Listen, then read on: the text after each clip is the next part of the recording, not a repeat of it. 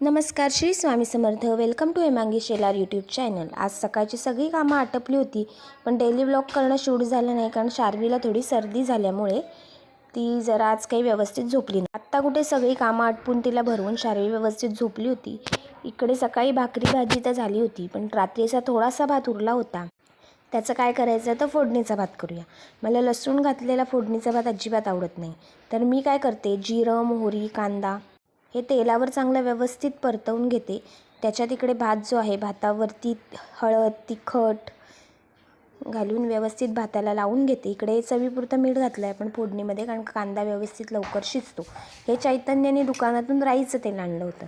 शार्वीला सर्दी झाल्यामुळे राईचं तेल गरम असतं, त्याच्यामुळे ते जर डोक्याला लावलं तर मुलांच्या अंगामध्ये गरमी टिकून राहते आणि सर्दी जाण्यास मदत होते.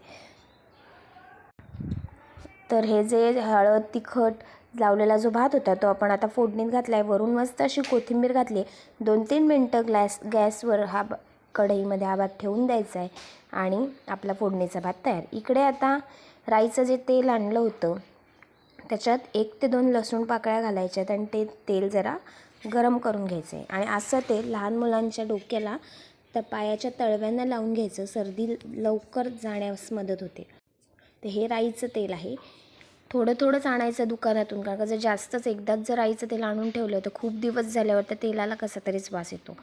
मग मी हे आत्ताच राईचं तेल आणलेलं आहे, त्याच्यात लसूण घालून थोडंसं गरम करूया आणि मग शार्वीच्या डोक्यावर म्हणजे टाळूवर आणि पायाच्या तळव्यांना लावलं की पाय गरम राहतात आणि सर्दी जाण्यास मदत होते. लहान मुलांना जर कधी सर्दी, खोकला, ताप असं जर काही झालं तर लगेच दवाखान्यात न जाता पहिले घरचे उपायांमध्ये जर फरक नाही पडला तर मग दवाखान्यात न्यायचं. धन्यवाद. श्री स्वामी समर्थ.